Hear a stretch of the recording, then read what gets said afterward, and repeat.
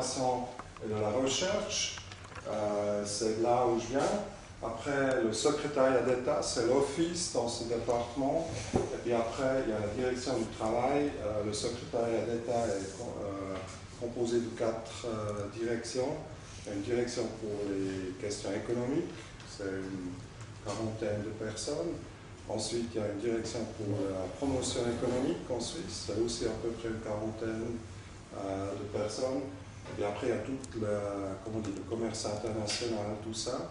C'est à peu près 200 personnes. Et puis, la direction du travail, c'est à peu près 300 personnes. Donc, ça fait à peu près la moitié du secrétariat d'État à l'économie. C'est assez grand parce qu'on a 3 secteurs, ou bien 3 domaines dans cette direction. Il y a un domaine qui est la loi sur le travail, l'application de la loi sur le travail. On a la sécurité des produits, la loi sur les... Je ne sais pas comment dire en français, alors là peut-être vous devez de toute façon m'aider parfois. En français c'est pas c'est pas ma langue maternelle, pas vraiment ma langue d'habitude. Alors il y a aussi la sécurité des produits chimiques, tout ça. C'est ça un domaine, j'ai à peu près une quarantaine ou aussi cinquantaine de personnes qui sont occupées de ça. Après il y a tout le domaine libre circulation. Les mesures d'accompagnement, je vais brièvement toucher sur ce sujet aussi. C'est aussi à peu près une quarantaine de personnes. Et puis après, la grande partie dans la direction du travail, c'est l'assurance chômage. Donc, alors ça, c'est, comment dire en français, c'est une Konzernzentrale. Hein, c'est la tête, le head office. On a à peu près le siège. Et puis, il y a à peu près 4000 personnes qui travaillent en Suisse, dans les cantons, dans l'application, les ORP et tout ça. Et puis on gère, et puis on administre cette organisation de Berne dans la direction du travail, justement dans l'assurance chômage. Ok. Alors c'est à peu près vite pour dire où on est. Mon nom c'est Boris Turcher, je suis chef de la direction du travail depuis 1er août. Avant j'étais chez Avenir Suisse à Zurich. Et puis tout avant j'étais conseiller économique de 3 conseillers fédéraux. Alors j'ai commencé avec, je ne sais pas si ça vous dit quelque chose, avec Pascal Couchepin. Ensuite j'ai travaillé avec quelqu'un qui est bien connu ici à Fribourg, avec Joseph Theiss. J'ai fait tout son temps, il a passé aussi, à l'époque c'était encore le département fédéral de l'économie. Puis au final j'ai encore travaillé 6 mois, ou bien une demi-année comme ça pour Madame Leuthardt, qui est encore en fonction. Alors juste pour présenter ça. Ok, alors je vais faire une petite introduction sur la conjoncture, juste vite pour vous démontrer la flexibilité du marché du travail, ce que ça veut dire. Alors là on voit l'évolution du PIB réel en Suisse. On voit qu'on avait une haute croissance avant 2008, et puis le troisième trimestre, le troisième trimestre de 2008, il y avait cette chute énorme, le commerce international, une interruption pratiquement complète, et puis après il y a la baisse dans le PIB, et puis on voit qu'il a atteint plus que 2%, c'est une des plus fortes baisses depuis, dans toute la durée depuis la Deuxième Guerre mondiale.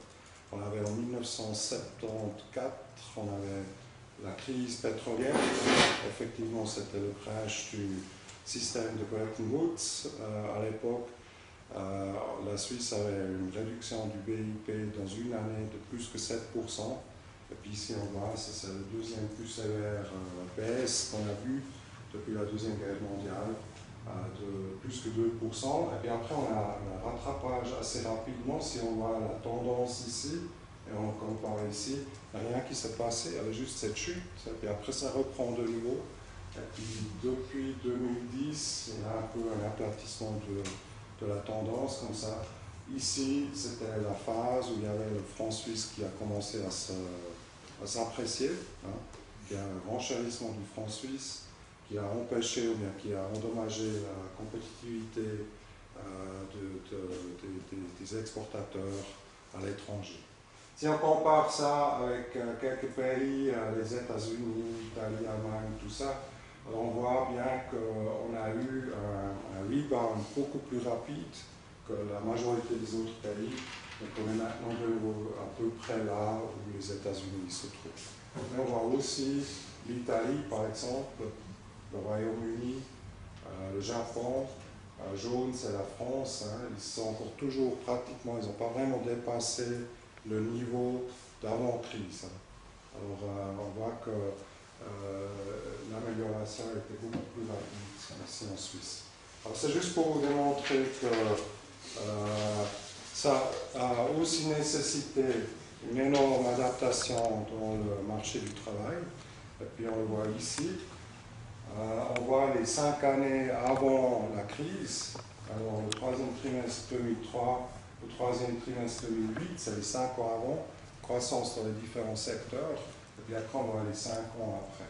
Et puis, on voit que le moteur, l'engin de cette croissance de l'emploi, en tout, il y avait 350 000 postes de travail qui ont été créés dans ces 5 ans. C'est énorme. C'est une croissance justement de 9%. Et puis le PIB réel a accru de 15%. Et puis là, on voit justement l'industrie manufacturière, fabrication, tout ça. C'était effectivement le moteur de la croissance d'emploi. Puis après, domaine de la santé, à peu près 57 000 postes de travail, activités spécialisées, etc. Alors, on avait une forte croissance. Et puis après la crise, on a eu un ralentissement de la croissance, mais surtout on voit qu'il y a eu une désindustrialisation. Alors on a perdu des postes de travail dans l'industrie, mais on a continué à gagner des postes de travail dans le domaine domestique, je dis. Alors santé, enseignement, des postes de travail plutôt orientés vers l'économie intérieure. Okay? Alors, on a eu une réorientation, effectivement, des exportations, commerce international. On avait une forte croissance des postes de travail dans ce domaine avant la crise. Puis après la crise, on a eu plutôt une orientation de la création d'emplois vers l'économie domestique. Ou bien, on ne dit pas domestique, je crois, l'économie intérieure, comme c'est le marché intérieur. Bon, ici on voit encore l'évolution du taux de chômage. Rouge, c'est corrigé pour les fluctuations saisonnières. Noir, c'est effectivement les taux de chômage comme on les observe. Alors, on voit ici un roller coaster assez impressionnant. On avait eu justement en 2009 un maximum de plus que 4% pendant un mois, comme ça. En moyenne, c'était autour de 3,8% si on corrige pour les facteurs saisonniers. On voit maintenant ici de nouveau, ça c'est des chiffres qui datent de 2 mois, comme ça c'est pour décembre. En décembre, parce que la construction le taux d'activité descend en construction, tout ça parce que il fait froid, on ne peut pas faire tout. Donc le taux de chômage augmente normalement, mais si on regarde ici corrigé pour les effets saisonniers, le taux de chômage est resté à peu près à 3,2%. Okay. Alors ça c'est aussi pour démontrer cette chute du BIP, de l'activité économique en 2008 a été accompagnée ici d'une montée du taux de chômage, mais si vous comparez ça à des autres pays, si je prendrais une échelle un peu normale, comme en Allemagne, avec un taux de chômage de 7-8%, en France 10%, comme ça, ça ici, on ne réaliserait même pas qu'il y a quelque chose qui s'est passé. Okay. Bon, maintenant le thème de cette conférence, c'est le rôle de l'État en matière de politique du marché du travail. Et donc, j'ai décidé de vous faire un exemple. Et puis l'exemple est clair, c'est un salaire minimum. Vous savez tous, on a une initiative, on va voter sur cette initiative le 18 mai. L'introduction d'un salaire minimum général pour toute la Suisse de 22 francs par heure, ou bien de 4 000 francs par année. Et là, je veux vous montrer un peu comment sont les réflexions de l'État, alors le Conseil fédéral a pris position sur cette initiative, il la rejette, et pourquoi il fait ça, pourquoi il n'est pas d'accord avec cette initiative, quelles sont les réflexions au niveau de la politique du marché du travail, pourquoi on prend cette voie et pas la voie justement comme pratiquement tous les autres pays, la France, l'Allemagne, sont tous un salaire minimum. Pourquoi on croit que ce n'est pas la bonne solution en Suisse? Ok, alors peut-être d'abord, qu'est-ce que demande l'initiative? Elle veut d'un part que la Confédération des cantons encourage la mise en place des salaires minimums dans les conventions collectives de travail. Je vais retourner à ça, conventions collectives. Et d'autre part, que la Confédération fixe le principe d'un salaire minimum légal de 22 francs à l'heure, soit après ça monte à un salaire mensuel de 4 000 francs par mois pour des semaines de travail de 42 heures. C'est effectivement, il y a deux parts dans cette initiative. Il y a une qui demande un encouragement justement à fixer des salaires minimums dans la convention collective, et puis il y a l'autre qui demande uniquement un salaire minimum de 22 francs. Maintenant, dans le débat, on parle surtout de ça, parce que je vais vous montrer ça, c'est un peu compliqué. Ça, c'est difficile à discuter à la radio ou à la télé de cet élément de l'initiative. Donc, tout le monde qui se concentre sur ça. OK. Alors, le projet en détail, le salaire minimum servirait de limite inférieure contraignante pour tous les employeurs. La Confédération peut édicter des dérogations pour des rapports de travail particuliers. Ça, c'est prévu pour, par exemple, des apprentissages, stages, emplois protégés et des choses comme ça. Okay? Mais effectivement, si vous n'êtes pas apprenti, à 16 ans, vous sortez de l'école, vous allez sur le marché du travail, vous cherchez un emploi, et puis on devrait vous payer 4 000 francs par mois, ce qui est énorme, à 16 ans. Okay? Alors, ça, c'est pas prévu comme exception, comme dérogation. C'est plutôt si vous faites un apprentissage, vous êtes un apprenti, première année, vous gagnez, je ne sais pas, 800 francs ou bien 600 francs. Moi, j'ai fait un apprentissage comme dessinateur technique. Donc, première année, j'ai gagné 180 francs par mois. Puis après, ça a augmenté. Et puis à la 4e année, j'avais autour de 650 francs. Bon, c'est déjà il y a très longtemps. Hein. Okay. Puis après, le premier salaire, c'était 2300 francs. Okay. Et puis ici, le premier salaire, normalement, il est autour de 4000 francs, déjà aujourd'hui, souvent, mais pas pour toutes les professions, bien sûr. Okay. Bon, le salaire minimum légal, justement, ces 222 francs seraient régulièrement indexés sur l'évolution des salaires et des prix. Donc, ces 22 francs sont fixés en 2011. Maintenant, on est déjà dans 2014. Et puis après, la votation sera ce printemps. Mise en vigueur, c'est peut-être 1er janvier 2015. Et puis après, le Conseil fédéral a 3 ans le temps d'ajuster ou bien d'implémenter cette loi, cette nouvelle loi. Et donc, je peux m'imaginer en 2016 ou comme ça, le salaire minimum sera déjà de 24 francs, 23 francs, quelque chose dans cette dimension. OK. Et puis bien sûr, il y a toujours, ça c'est en Suisse, c'est vraiment le minimum. Donc les cantons auraient encore la possibilité d'édicter des salaires minimums régionaux supérieurs, comme peut-être maintenant la discussion dans le canton de Neuchâtel, que vous suivez peut-être, ce serait bien possible qu'eux ils disent, OK, on a des salaires, des employés super qualifiés, donc il faut leur fixer, il faut leur donner 24 francs par heure. Hein. OK, puis si l'initiative est acceptée, justement, le Conseil fédéral dispose de 3 ans pour mettre en vigueur la législation. Quels sont les buts de cette initiative? Alors, veiller à la mise en place de salaires justes qui permettent de vivre décemment. Okay? Ça, c'est un point fort. Stopper la pression sur les salaires, protection contre la sous-enchère salariale. Ensuite, diminuer la pauvreté et soulager l'aide sociale. Okay? L'idée ici, c'est qu'on a à peu près 9,2%, ou bien 9,8% des salariés qui gagnent moins que 22 francs par heure, à 42 heures. Et donc, on dit, OK, il y a une grande partie de ces gens qui ne peuvent pas vivre décemment de ce salaire, donc ils vont à l'aide sociale, et ouais, ça coûte à l'aide sociale. Apporter une contribution à l'égalité salariale entre hommes et femmes, renforcer le partenariat social, et veiller à ce que les managers et les personnes fortunées ne soient pas les seuls à profiter de l'activité économique. Ça, c'est les arguments, je dis, officiels du comité de l'initiative. Okay?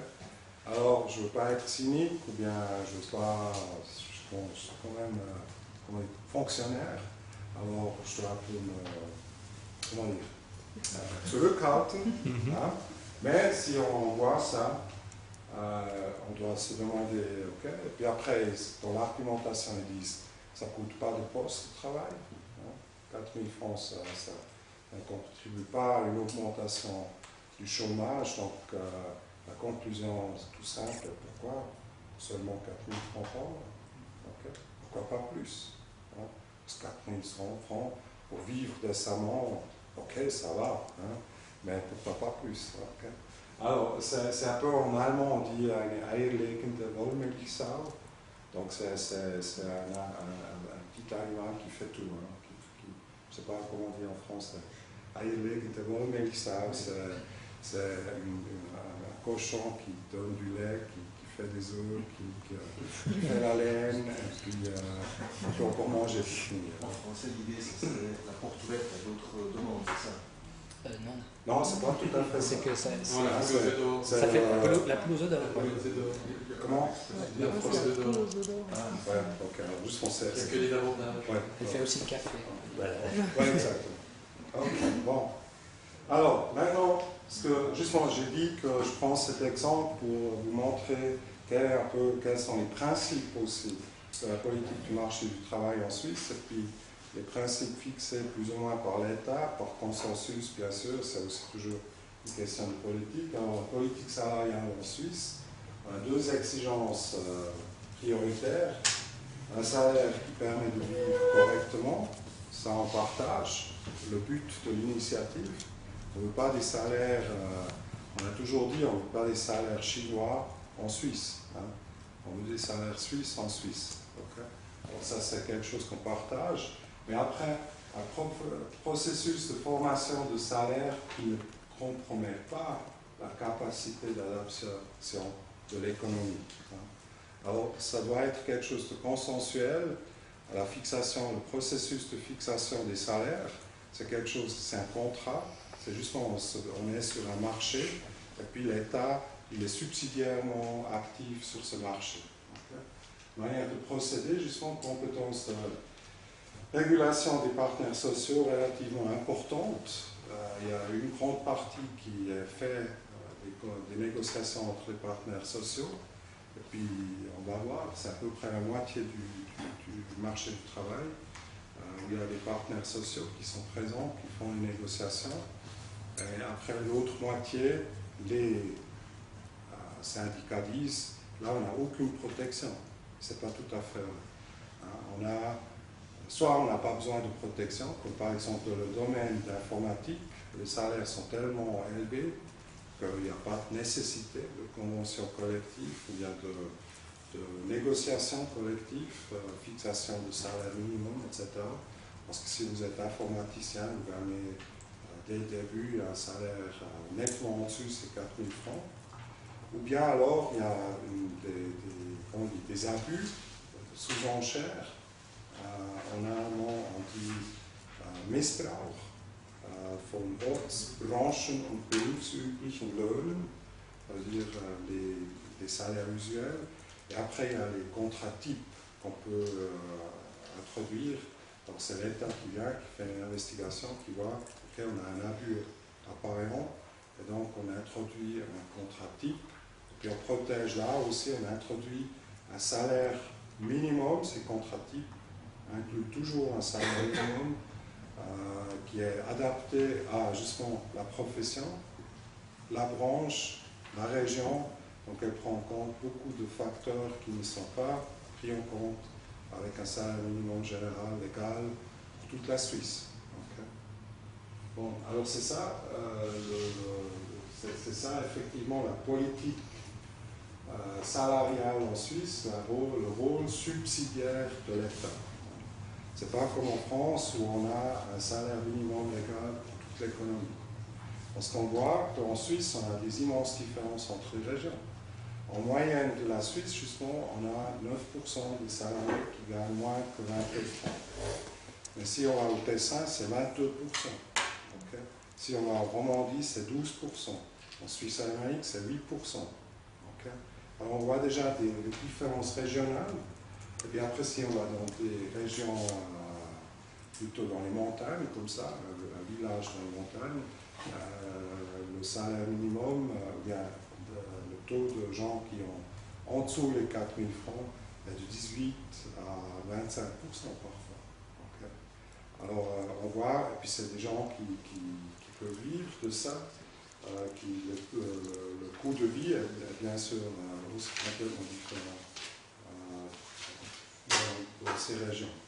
Et puis aussi il y a des branches, le coiffeur par exemple, le taux de gens qui ont moins que 22 francs par heure est de plus que 30%. Et puis justement, j'ai dit, en informatique, il y a 0%. On ne trouve personne qui gagne moins que 22 francs par heure, par exemple. Okay.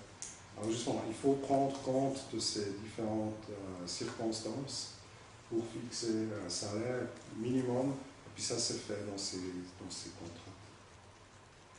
Ok, alors je vais encore un peu évoluer sur les conventions collectives de travail, les éléments centraux du partenariat social. Alors c'est un contrat écrit. En principe, le contenu du contrat est déterminé librement. Souvent, les conventions collectives incluent contiennent des salaires minimums, mais il y a à peu près 80% des conventions collectives qui ont effectivement un salaire minimum. Il y a aussi là, une convention collective n'est pas encore une garantie qu'un salaire minimum est fixé. Il y a le temps de travail, bien sûr, vacances, après évolution des salaires. Normalement, il y a une clause qui dit ok, les salaires évoluent avec la croissance de la productivité, par exemple. Formation continue, on met à côté un peu de l'argent, un petit fonds, par exemple, pour financer la formation continue. Puis d'aide de résiliation, etc. Il y a toujours une clause de paix sociale pour toute la durée de validité des conventions collectives. Ça redescend de nous, si vous avez entendu ça la semaine passée sur l'histoire, le contrat, la convention de paix en Suisse de 1937. Ça, c'est un des éléments importants dans une convention collective. Et puis, les conventions collectives peuvent être conclues dans une branche ou bien dans une entreprise. Le champ d'application des conventions au niveau d'une entreprise, par exemple Coop, Fribourg, Coop Berne, Coop à Bâle, Coop à Zurich. Donc, ils ont différentes conventions collectives d'après les régions. Au niveau national, par exemple, hôtellerie-restauration, ça c'est un contrat national, Landesmantelvertrag.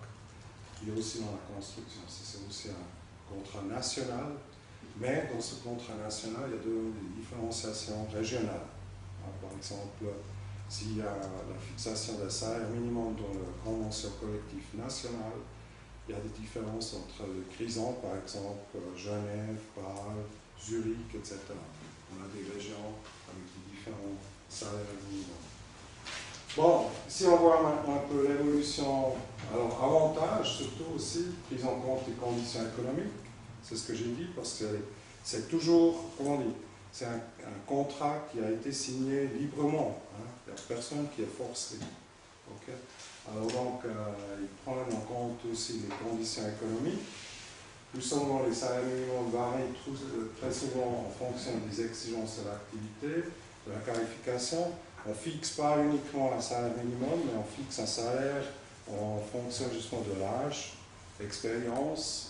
Dans une convention collective du bâtiment, de construction par exemple, il y a pour des truck drivers, pour des chefs chantier. Il y a différenciation d'après les fonctions, tout ça. Et puis c'est surtout une approbation des personnes directement concernées, en règle générale plus élevée que les salaires minimums fixés par l'État. Alors donc c'est contrat-type. Contrat-type, c'est vraiment le minimum des minimums. Ici, dans les conventions collectives, on peut, justement, il y a toutes les théories derrière, pourquoi il y a une incitation de conclure des conventions collectives. C'est une incitation aux travailleurs s'ils ont un salaire un peu plus élevé que leur productivité, par exemple, mais aussi pour les employeurs.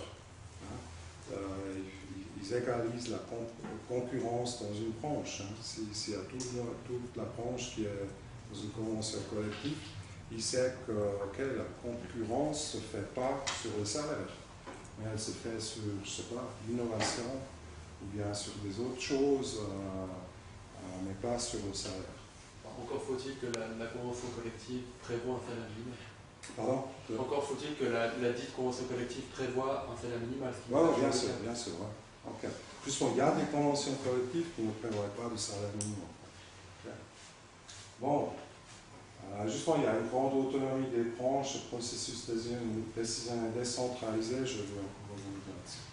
Si on voit maintenant un peu l'évolution du nombre d'assujettis aux conventions collectives au millier, ici, c'est deux statistiques qui ont un peu une autre façon de prélèvement, mais ils montrent à peu près la même chose. Donc on voit ici une montée de niveau, et ça c'est typique parce que dans le cadre des accords de libre circulation, on a transmis les pouvoirs aux syndicats et aux employeurs, aux associations des employeurs, pour justement veiller à ce qu'il n'y ait pas d'abus ou sous-enchères sur le marché suisse. Donc, un des instruments des mesures d'accompagnement est les conventions collectives. Et donc, on voit ici une montée, on le voit aussi dans alors justement, c'est cette renaissance des conventions collectives depuis le milieu des années 90. Le facteur le plus important, c'est comme réponse de la politique intérieure à la libre circulation des personnes, justement. Alors, les CCT représentent un élément central du concept de mesure d'accompagnement, c'est ce que je viens de dire. On a encore le développement de nouveaux syndicats dans le secteur privé des prestations de services, vente, hôtellerie, restauration, parce que les syndicats, historiquement, c'est l'industrie. C'est aussi simple à faire un contrat dans un domaine où le travail est très, standardisé. Dans les services, c'est plus difficile, et puis dans les services, les syndicats n'ont pas une si longue tradition, ils sont moins représentés. Mais là, ils sont en train de rattraper, justement, c'est ça qu'on voit ici. Puis après, relations de travail soumises au CCT s'agissant d'établissements publics ayant été rattachés à l'État. Par exemple, Swisscom, Post, CFF, hôpitaux, universitaires, etc. Avant, c'était des établissements de l'État. Et puis, une condition que les syndicats ont posée quand on a privatisé ça, bien quand on les a libéralisés, plus ou moins, c'était que, justement, les conditions de travail sont négociées avec les syndicats dans le cadre d'une convention collective. Donc ça a aussi augmenté légèrement le nombre de conventions collectives. Ici, on voit encore une fois la croissance importante de l'extension du champ d'application des conventions collectives. Ça commence à peu près ici, 2004. Il y a l'introduction des mesures d'accompagnement dans le cadre des accords sur la libre circulation des personnes en Suisse. Puis là, on voit que le taux a nettement augmenté. Okay. Alors ça, c'est une des principales raisons pourquoi le nombre et la couverture du marché du travail par une convention collective a augmenté. Mais there is no such thing as a free lunch. On voit aussi ici, je dois peut-être d'abord discuter de ça, c'est le taux de couverture, et puis surtout, ce qui m'intéresse ici, c'est l'excédent de couverture. Alors vous voyez par exemple le cas de la France. Il y a 8% des employés sur le marché du travail qui sont membres d'un syndicat. Okay? 8%. Mais le taux de couverture par des conventions collectives en France, il est de 90%. Donc ça fait un excédent de couverture de 82%. Okay? Ce qui est énorme. Alors ces 8%, ils ont un hebel, un levier, hein, comme ça, un levier immense. Hein. Ils peuvent dicter pratiquement tout ce qui se passe sur le marché du travail. Et en France, ils ont atteint ça par l'obligation de négocier, par exemple. S'il n'y a pas de partenaires sociaux dans une branche, il y a quelqu'un qui peut dire, ok, moi je représente un syndicat tel, et après les employeurs doivent négocier avec ce syndicat. Hein. Alors ça mène à un taux de couverture qui est énorme. Et puis en Suisse, on n'est même pas si mal avec cet excédent de couverture. On est là. On a à peu près 18% de membres dans les syndicats. C'est surtout dans la construction, c'est surtout dans l'hôtellerie, c'est surtout dans la restauration. Et il y a un peu quelque chose dans la communication. Alors, le Syndicom est assez grand. SINA, il y a peu de gens dans les services bureaux. Il y a peu de membres dans les syndicats. Mais ces 18%, ils ont quand même atteint, maintenant aujourd'hui c'est pratiquement 50%, à peu près la moitié des employés en Suisse sont couverts, dans une convention collective.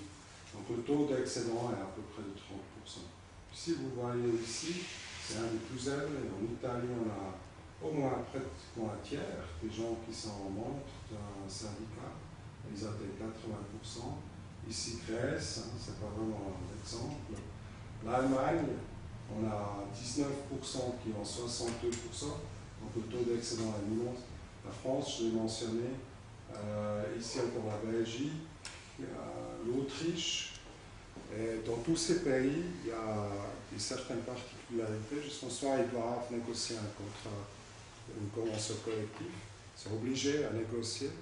Soit c'est l'État qui promeut justement, qui dit, vous devez faire une convention collective dans ce domaine-là. Donc c'est plus vraiment un contrat libre entre des partenaires libres. Hein, il y a des obligations. Et puis en Suisse, par exemple, c'est critiqué parce qu'on a les quora, on dit quorum. Les quotas, il y a 3 quotes qui sont dans la loi sur l'extension des conventions collectives. C'est les syndicats, il y a les employeurs, les partenaires qui signent la convention collective doivent représenter au moins 50% des employeurs, l'autre côté des employés, l'autre côté les employeurs, ceux qui signent la convention collective, doivent représenter au moins 50% des employeurs dans une branche, et puis après encore cette quota mixte, ça veut dire les 50% des employeurs doivent employer au moins 50% des employés. Okay? Alors, c'est un peu compliqué. Mais le but de ça, c'est qu'il n'y a pas un petit syndicat qui peut faire un contrat avec n'importe qui, et puis après, il y a tout le monde qui doit suivre ça. Okay? C'est une sorte de mécanisme pour faire respecter, je dis, la démocratie. Un principe de démocratie. Et puis on dit un principe de démocratie respecté si on a au moins la moitié des gens ou bien des entreprises qui sont représentées dans une convention collective. Excuse-moi. Oui. Je ne comprends pas, ça veut dire quoi le taux de couverture? Je ne connais pas. Alors, justement, vous êtes maintenant, par exemple, vous n'êtes pas membre d'un syndicat, hein, vous êtes, je sais pas, dans la construction. Et puis dans la construction, le taux de couverture par une convention collective est 100%. C'est-à-dire que tout le contrat est fait par... Pas d'autres personnes qui ne sont pas couvertes par des réglementations de la convention collective. Okay? Mais si vous êtes par exemple chez Swisscom, vous travaillez chez Swisscom, vous avez je sais pas, il y a le taux de couverture, il doit être à peu près 30%. Donc seulement 30% des gens qui travaillent dans le domaine de la communication sont touchés par une réglementation de la convention collective. Okay? Ça veut dire il y a Sunrise, il y a Orange, il y a beaucoup d'autres entreprises dans la communication, il y a la télévision par exemple, ils sont aussi Cédicom. Mais pour eux, la convention collective n'est pas applicable. Elle est applicable uniquement pour ceux qui sont employés par Swisscom par exemple. Okay. Et comment se fait-il du coup qu'au Japon, il y a un excédent de couverture de -2, enfin qui est plus de salariés syndicalisés et qui a un taux de couverture plus faible en fait. Effectivement, ici, vous avez 18% de membres dans un syndicat, le taux de couverture est uniquement de 16%. Donc ça veut dire qu'il y a plus de gens affiliés à un syndicat mais qui ne sont pas touchés ouverts malgré tout. Exactement. En fait. J'ai une question. Ouais. Par rapport à l'excédent de couverture, je ne sais pas, par rapport à l'interprétation de ce chiffre, parce que vous dites pour respecter les principes démocratiques. Moi, je sais que, par exemple, j'étais dans un syndicat, je travaillais à l'État, au niveau cotonal, et je constate que les syndicats, par exemple, proposent des mesures voilà, dans l'avantage des employés. Et c'est vrai qu'il y a très peu, en tout cas au niveau cotonal, de gens qui sont syndiqués. Par contre, je vois que, par expérience personnelle, une grande majorité des employés sont d'accord. Bien sûr. Alors, ce que je veux dire, c'est que ce n'est pas une minorité qui impose des contrats de travail à une majorité, c'est plutôt en fait des gens souvent qui ne veulent pas s'engager parce qu'ils ne sont pas tellement motivés à s'engager, mais qui profitent bien d'autres personnes qui luttent pour certains avantages. Je viens de bon, ça c'est après les détails, hein, c'est les finesses. Puis je peux vous raconter. J'ai dit qu'on a 3 quotas. Hein. Et puis ces 3 quotas, si on fait une extension d'une convention collective, les 3 quotas doivent être respectés par la loi. Mais on dit, pour les travailleurs, c'est pas nécessaire. Okay? Parce que c'est dans leur intérêt. Alors justement, si vous êtes membre d'un syndicat, c'est le syndicat qui négocie avec le canton, les conditions de travail, salaire, tout ça. Votre collègue qui est à côté, il n'est pas membre du syndicat, mais on dit, ok, lui, ça doit aussi être dans son intérêt. Il ne paie rien. Okay. Alors donc, il ne se met pas, il n'est pas traité moins bien que vous. Hein. Donc, on laisse tomber en pratique. On dit, il n'y a pas besoin que 50% des employés doivent être d'accord d'être soumis sous la convention collective du travail. Mais de l'autre côté, c'est différent. Hein. On a une compétition dans une branche. Hein. Et après, disons voir, ça c'est un exemple purement théorique. On a Coop, on a Micro, et puis on a un petit magasin Folk, hein, je ne sais pas quoi, Aldi, Lidl. Okay. Et puis Aldi négocie avec Unia, avec le plus grand syndicat, et puis avec SINA, hein, une convention collective. Okay. Et puis après, on extend ça sur tout le secteur. Et donc, il y a aussi Coop et Micro qui doivent se soumettre à ces conventions collectives. Okay. Et là, après, on dit ça, c'est pas correct. Parce que peut-être l'idée de juste éliminer la concurrence, donc Micro et Coop, et donc dans l'économie, comment on dit que saying comme ça, raising the competitors' cost. Hein. Alors ils augmentent le prix pour leurs compétiteurs, pour la concurrence. Et donc, Coop et Migros, ils souffrent, peut-être. Alors, c'est pourquoi on demande qu'il faut au moins 50% des employeurs qui font montre, ou bien qui se soumettent à ces conventions collectives. En Suisse. En Suisse. Alors, ça veut dire Coop et Migros, ça suffirait, puis après, il y a Lidl qui doit suivre, mais pas l'inverse. Parce que ce n'est pas démocratique, c'est eux qui imposent leurs conditions à leur concurrence. Puis ça ne peut pas être dans leur intérêt. Tandis qu'avec les travailleurs, on dit que c'est pas le problème. Bon, c'est un peu compliqué, j'espère que c'est clair. Mais justement, ce taux d'excellence, ça veut dire c'est le levier que les syndicats ont sur le marché du travail. Et puis en Suisse, les syndicats disent leur levier est trop petit. Hein. C'est pourquoi ils ont lancé cette initiative. Hein. Ils veulent que l'État aide à faire plus de conventions collectives. Notre position est justement l'État ne fait pas ça directement. Deuxièmement, on n'a pas besoin, parce qu'avec 30%, on connaît la situation en Espagne, hein, on connaît la situation en France, on connaît la situation en Grèce. On veut vraiment avoir un État comme là-bas. Pas vraiment. Donc on dit ça suffit. Bien, on ne dit pas que ça suffit, mais on dit si vous pouvez le faire, faites-le. On ne va pas vous mettre des pierres sur le chemin, mais on ne va pas aller promouvoir les conventions collectives pour augmenter ce taux d'excédent. Mais si vous avez dit donc pour qu'une convention collective est force obligatoire pour tout un secteur, il faut que les syndicats qui aient pris part à la négociation représentent au minimum 50% des oui, salariés. Juste quand j'ai dit que souvent on laisse tomber ça. Mais là, dans le cas de la Suisse, si je vois que le taux de couverture il est inférieur à 50%, donc comment est-ce que c'est possible à partir du moment où les syndicats de facto ne représentent pas Mais c'est juste toujours par branche, hein, par secteur économique. Et donc ça veut dire qu'il y a des secteurs où Il n'y a plus pas suffisamment de salariés, aucun partenaire social.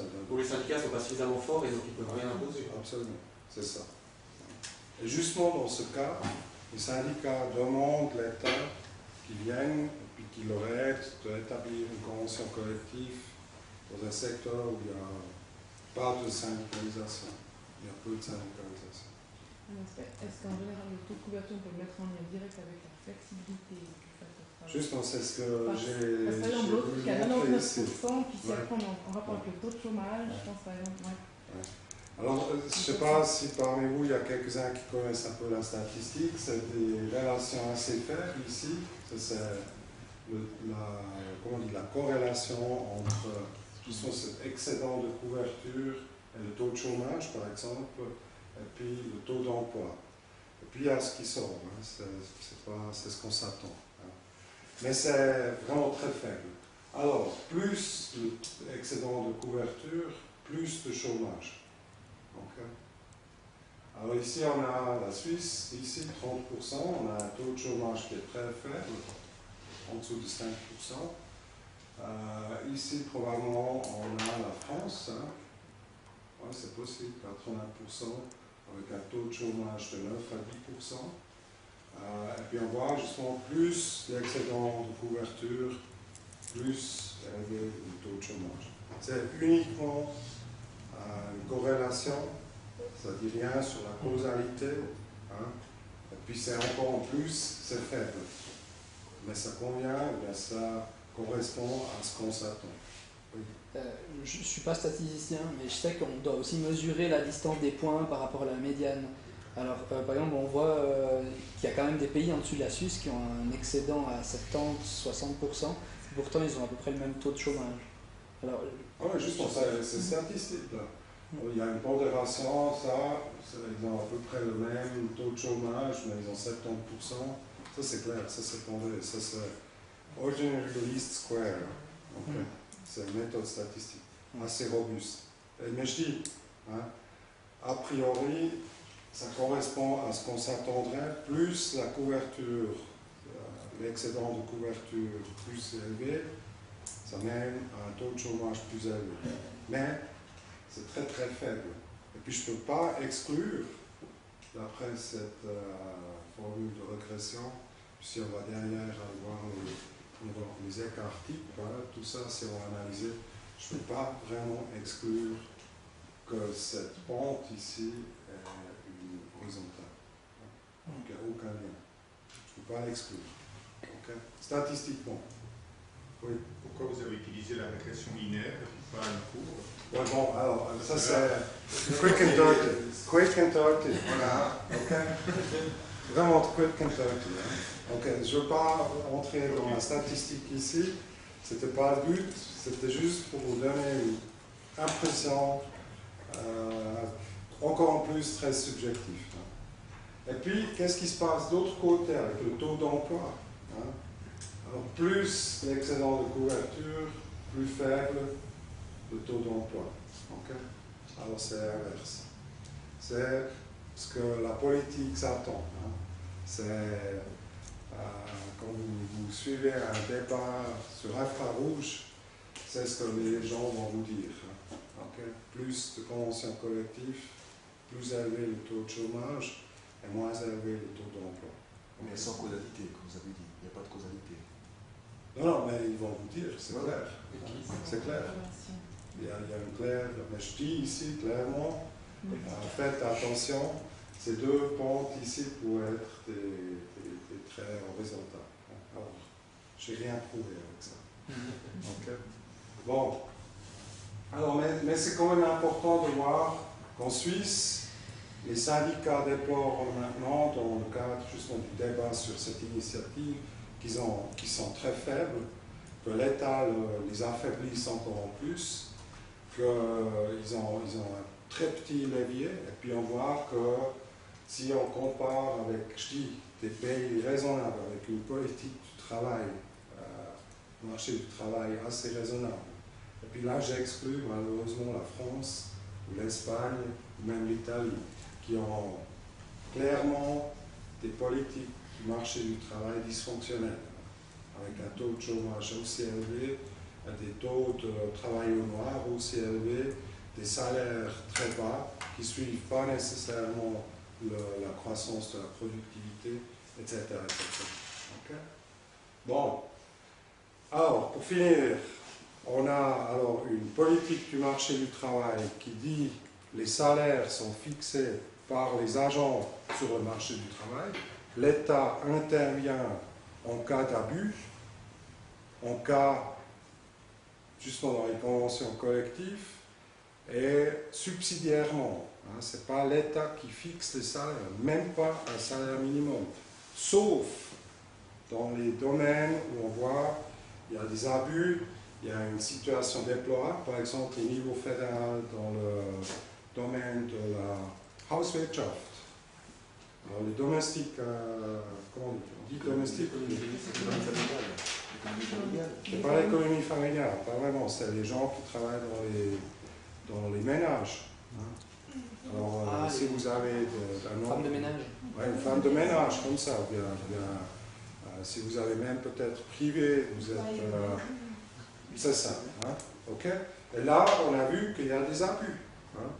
Vous connaissez tous ces histoires des diplomates à Genève qui engagent des gens qui ne payent même pas, hein, c'est l'esclavage. Okay? Alors là, la Confédération a décidé, il y a une commission tripartite dont je suis président, et puis on a convenu qu'on va introduire un salaire minimum pour le travail dans ces ménages. Hein. C'est pour les, je dis maintenant la forme féminine, cuisiniers. Hein. Femme de ménage ou homme de ménage, je ne sais pas quoi. Okay. On a un salaire minimum, il est, je crois, de 19 francs 80. Okay. Alors, il est encore en dessous du salaire minimum qui est demandé ici, mais dans cette commission tripartite, il y a les syndicats, il y a les employeurs et puis il y a moi, hein, l'État.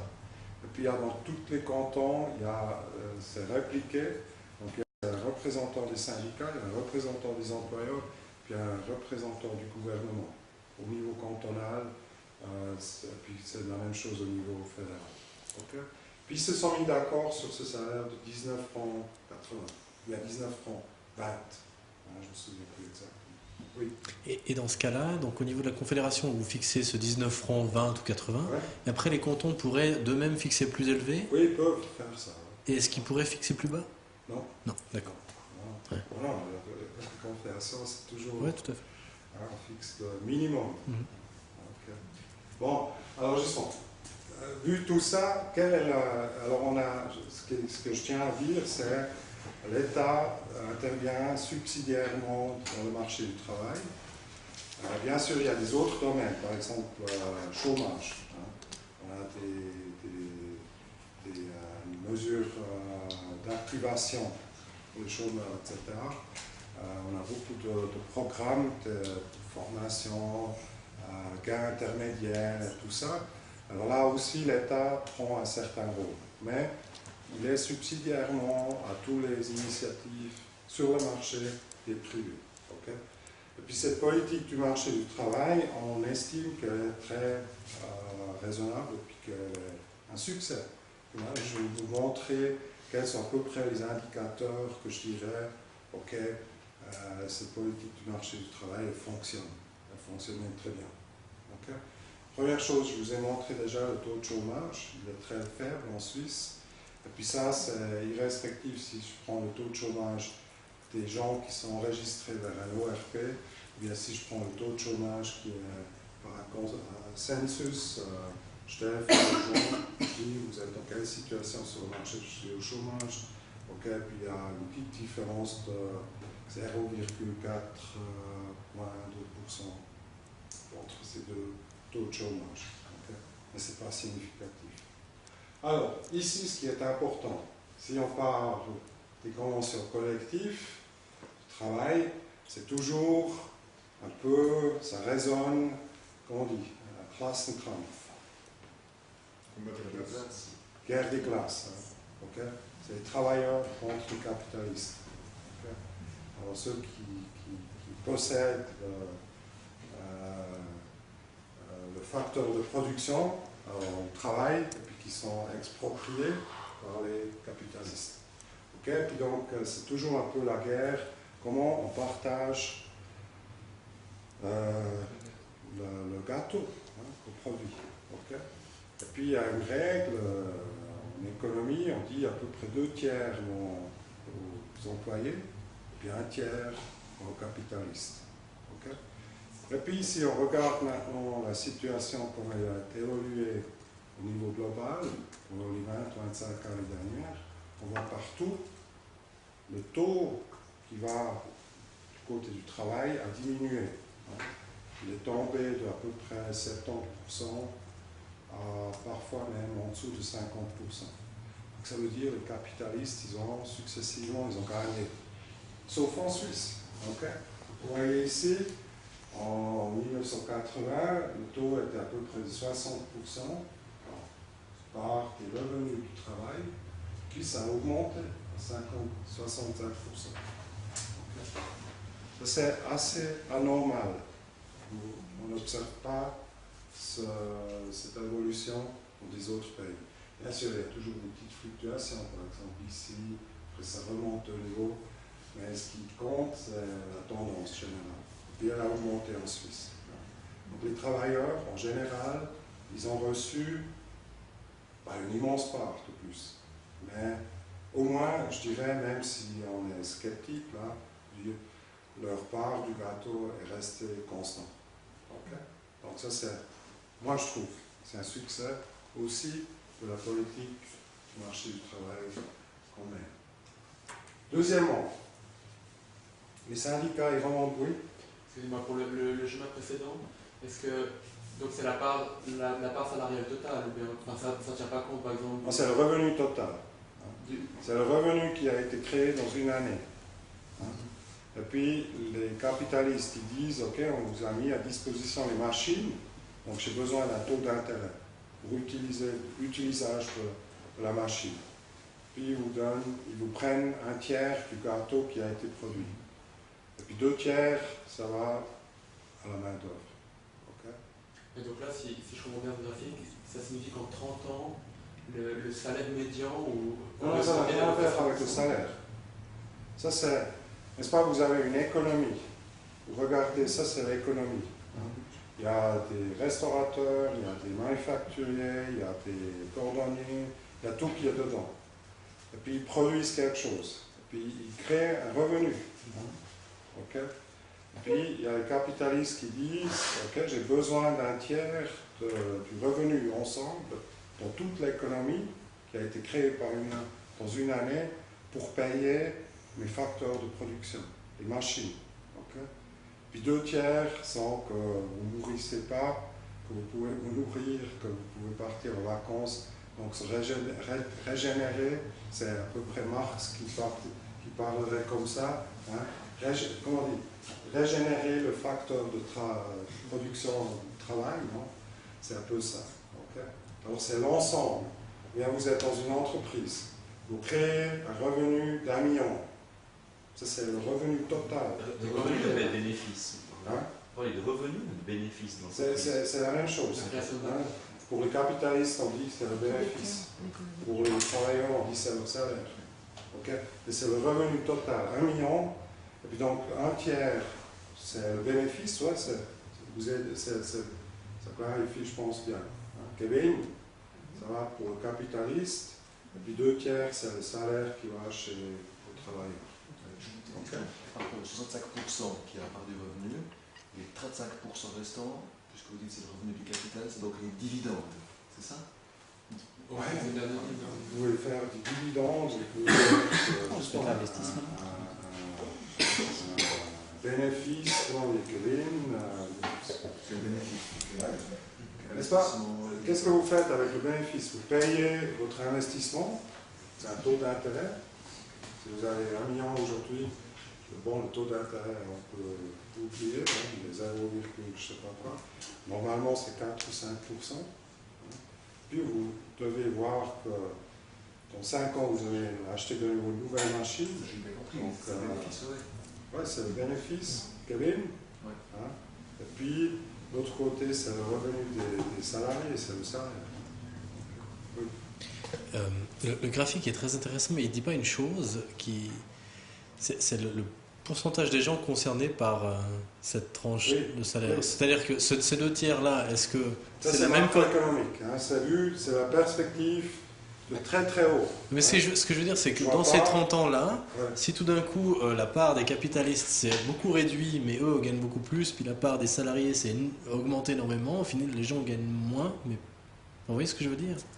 La proportion, est-ce qu'elle a évolué ou bien c'est stable? Oui, bien sûr, mais si ok, bon, vous ne comptez pas les têtes, hein.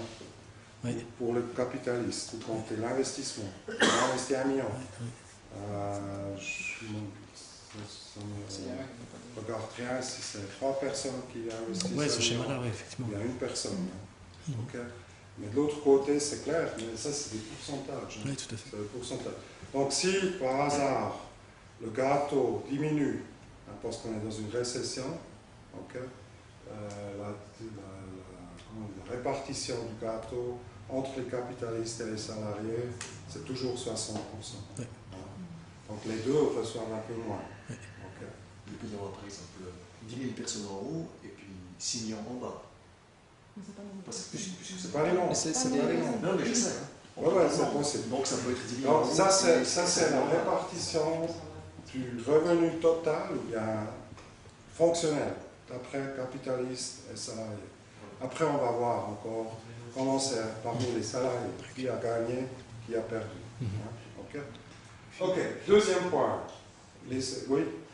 Il y avait aussi une autre explication qu'on aurait pu voir, c'est qu'il y a plus d'investissement, soit en capital, parce que, par exemple, pour créer un emploi, on peut mettre soit 10 000 francs, soit 1 million de francs par emploi. Donc, si on a mis 1 million de francs par emploi, le taux de rentabilité pour le capitaliste sera bien plus important. C'est toujours des pourcentages. D'ailleurs, ici, juste pour vous dire, c'est une étude qui vient de sortir de la COF. C'est ici, étude 2014 du COF, quant à la position spéciale de la Suisse. Puis ils disent pourquoi. C'est un peu pourquoi la Suisse est différente des autres pays où on voit que cette ligne, elle descend nettement, hein, de 10%. Point. Okay. Pas de variation structurelle vers les industries. avec une part de travail en dessous de la moyenne. C'est une explication pourquoi cette part est restée assez stable. Deuxième explication, victime de pénurie de main-d'œuvre perpétuelle, auquel la Suisse a toujours eu, depuis la Deuxième Guerre mondiale, un manque, une pénurie de main-d'œuvre. Okay? Donc, on n'a pas eu de sur-offre de main-d'œuvre qui baisserait les salaires. Extension progressive du capital TIC, technologie, etc., et main-d'œuvre qualifiée. Okay? Donc, la partie, par exemple, de main-d'œuvre peu qualifiée n'a pas augmenté en Suisse. À la main-d'œuvre peu qualifiée, vous devez payer moins de salaire. Hein. On va revenir à ça parce que vous êtes payé en fonction de votre productivité. Et si vous êtes peu qualifié, votre productivité est très inférieure. Et donc, si on a beaucoup de gens qui sont peu qualifiés dans une économie, la masse salariale elle diminue, hein, aussi en pourcentage en relation avec le capital. Parce que vous devez rattraper plus ou moins les peu qualifiés avec un investissement plus important dans le capital. Hein, vous devez acheter des machines qui font ce que les peu qualifiés soient bien occupés. Okay. Purement technique, le COF, c'est l'acronyme allemand pour l'OCDE? Non, COF, c'est à Zurich, c'est comme CREA à Lausanne. Ça vous dit quelque chose? C'est une agence de... C'est l'Institut pour la conjoncture. C'est Konjunkturforschungsstelle, c'est à la RTH Zurich. Okay. Hein? Et puis c'est un département. À Fribourg, vous avez, à l'époque, vous avez eu monsieur, comment il s'appelait, économiste assez connu. Et le nom ne vient pas. Mais il a fait régulièrement les pronostics, il a fait des... Non, c'est quelque temps. Ah, il y a le nom, mais bon, ok. Alors c'est à l'université département qui fait des... Bon, le deuxième point, je dis, dans une économie où le marché fonctionne, à peu près les salaires évoluent en rythme même avec la productivité. Puis vous voyez ici en Suisse, ça c'est toujours quand le pouvoir d'achat augmente moins que la productivité. Vous voyez ici les barres en dessous. Et puis ici, vous voyez les barres qui montent, c'est quand le pouvoir d'achat augmente plus vite que le taux de productivité. En moyenne, ça doit être équilibré. Hein. Puis on voit par exemple, en 2001, il y avait un trimestre où on avait une augmentation du pouvoir d'achat supérieure à la productivité de 2%. Okay. Et on voit surtout ici, ça c'est intéressant, pendant la crise, qu'est-ce qui se passe? La productivité elle tombe. Hein. Et qu'est-ce qu'on a fait? Les entreprises, ils ont tout d'un coup plus pu vendre leurs produits à l'étranger, parce qu'on avait vu, il y avait cette chute des exportations. Donc leur productivité diminue énormément, hein, mais en même temps, ils n'ont pas licencié des gens. On a vu que le taux de chômage est resté faible. Puis on a aidé les entreprises avec Kurzarbeitsentschädigung, de l'assurance chômage.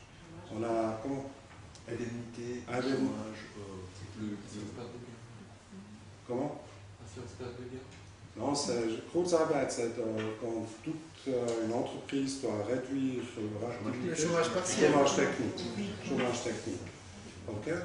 Et là, l'assurance chômage a dépensé des sommes assez considérables, 1 milliard à peu près, en 2008-2009,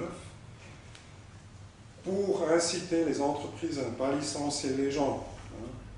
Okay. Donc, ils ont gardé les gens sur le payroll, hein, mais leur productivité a diminué. Donc, vous voyez, le pouvoir d'achat ici, il a eu une évolution tout à fait normale. Et puis après, vous avez plus que 3% en 2008, un surplus de pouvoir d'achat en comparaison avec l'évolution de la productivité. Okay. Alors ça, c'est...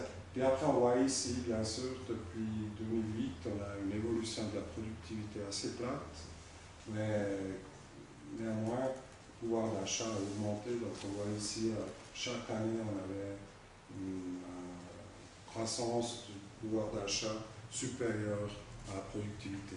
Mais à long terme, les deux pouvoirs d'achat et productivité évoluent à peu près au même rythme. Okay? Ça, c'est un indicateur pour une bonne évolution du marché du travail. La productivité, est-ce que c'est calculé les ventes par travailleur? Comment c'est calculé? Oui, c'est plus ou moins le produit intérieur pour chaque branche, la valeur ajoutée divisée par les employés. D'accord. Okay. Par employé.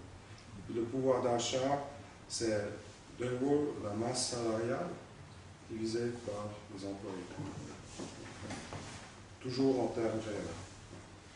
Bon, ok, on voit encore quelque chose. Résultat de la politique, c'est un taux de bas salaire en comparaison internationale. La Suisse, justement, j'ai dit 9,2%. C'est un des taux les plus faibles. Vous voyez ici, l'Allemagne, 18,8%. Okay. Vous voyez ici les États-Unis, un quart. Un taux de bas salaire. Bas salaire, c'est défini comme 2/3 du salaire médian. Le médian, vous savez ce que c'est. Il y a 50% qui sont en dessous, 50% qui sont en dessous. Okay. Alors, là aussi, donnons un succès. Il y a Portugal, une drôle de chose. Mais eux, ils n'ont aussi pas de compétitivité. Bon. Après, maintenant, on va dans le détail. Comment ce sont les salaires, comment ils ont évolué les salaires pour les salariés. Et on voit les 5% les plus pauvres. Ils ont eu une augmentation de salaire de 1,5% par année entre 1994 et 2010. Les 5% les plus riches, ils ont eu presque 2% d'augmentation annuelle salariale. Et les 50%, alors ceux qui sont exactement au milieu, ils ont en moyenne eu 1,3%. Donc il y a tout le monde qui a eu une augmentation des salaires. Réel ou bien? Ça, c'est toujours réel. Et ceux qui ont profité le plus, ce sont les hauts salaires, ça on sait, hein, okay. Et puis les bas salaires. Okay. Puis la moyenne, autour du médian, ils ont toujours profité. Et puis 1,3%, c'est énorme en comparaison internationale. Donc c'est une haute progression, mais ils ont un peu moins profité que les hauts salaires et les tout bas salaires. Donc ici, les 5% les plus bas salaires, on parle de justement 18 francs, non 19 francs 50. Hein. Alors comparé avec les 22. Alors là aussi, une évolution de la distribution très égalitaire, hein, je dirais. Vous comptez aussi les bonus, là? Les bonus aussi comptés? Oui, c'est tout dedans dans les 59%. Ça, c'est la nouvelle comptabilité de l'Office fédéral de statistique qui prend compte des fringe benefits et tout ça. Okay. Bon, résultat de la structure d'équilibré dans la moitié inférieure de la répartition des salaires. Ça veut dire, le premier décile, ça veut dire les 10% les plus pauvres ont combien de la moyenne. Hein. Et là, on voit, ils ont pratiquement 70% de la moyenne. En Suisse, il n'y a que peu de pays qui font mieux que la Suisse. Okay. Alors, de nouveau, au point de vue salarial, en politique, on estime que c'est un succès. Après, on ne doit pas que voir les salaires, mais on doit aussi voir le taux d'emploi. Et puis là, on voit bien sûr la Suisse, à part de l'Islande, est le pays où il y a le plus de gens qui sont engagés dans la vie active sur le marché du travail. 4 par 5 personnes sont actives, sont engagées, travaillent. Et puis ça, c'est quelque chose qu'on dit, c'est un des arguments les plus importants. Hein. Vaut mieux travailler et gagner peu, puis après peut-être encore corriger ça à travers l'aide sociale ou bien à travers une aide spécifique que être directement au chômage. Self-esteem, toutes ces choses, comme on dit, self-esteem, l'estime de soi et tout ça. Et mieux si vous êtes intégrés dans le marché du travail. Taux de chômage, ça j'ai déjà montré, c'est un autre taux de chômage, c'est le taux de chômage qui est comparable à l'international. La Suisse, la Corée, la Norvège, on est à ce niveau. Okay. Et puis ce qui est toujours dit, ouais, ok, si vous avez un taux haut de participation dans le marché du travail pour les jeunes, ça va au détriment des âgés, des seniors. Et puis c'est pas vrai. Vous avez les deux cas ici, taux d'activité des 15 à 24 ans, et puis taux d'activité des 55 à 64 ans. Vous voyez, la Suisse, elle est dans les deux dimensions, elle a le record. Bon, alors j'arrive plus ou moins à la fin. Les trois piliers principaux, c'est bien clair, la formation. Le système doit correspondre aux exigences du marché du travail et de l'économie.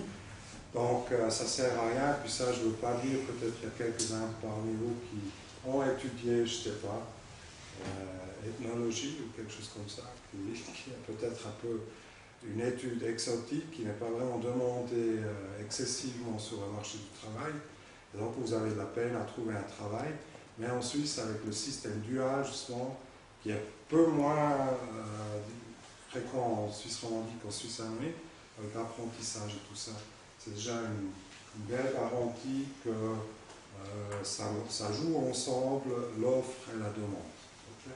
Les instituts du marché du travail protègent le travail de telle manière qu'elles n'influencent pas négativement les incitations à participer à la vie active. Okay. Alors par exemple, un revenu inconditionnel, comment on dit inconditionnel de base. Ouais, inconditionnel de base. Alors si je gagne sans rien faire, je reçois chaque mois un chèque de 2500 francs, peut-être mon incitation d'aller travailler est moins que si je dois aussi aller gagner 2500 francs. Okay. Politique de stabilisation, ça c'est après au niveau macroéconomique, ça c'est bien clair que les conditions cadres macroéconomiques doivent aussi jouer bien. Donc c'est par exemple une des raisons pourquoi la Banque nationale suisse a introduit un taux de change minimum avec l'euro de 1,20 franc. C'était pour stabiliser l'économie, et stabiliser l'économie, en premier lieu, ça veut dire aussi stabiliser l'emploi en Suisse. Okay. Ça c'est, à mon avis, les trois piliers principaux qui déterminent aussi le succès de la Suisse sur le marché du travail, qui trouve d'ailleurs, on trouve pas de pareil en Europe. Il n'y a pas d'autres pays. La Norvège aussi avec le taux de chômage, etc. Mais la Norvège, il ne faut pas oublier, ils n'ont pas besoin de travailler. Ils sont assis sur une source d'huile, dit comme ça. Ils n'ont qu'à exploiter et puis vendre l'huile. Et ça y est. Donc, le pétrole. Donc, ils ne doivent pas vraiment travailler. Et puis, à part la Norvège, il n'y a personne qui fait aussi bien au niveau du marché du travail, intégration, salaire, etc., comme la Suisse. Ok, merci beaucoup.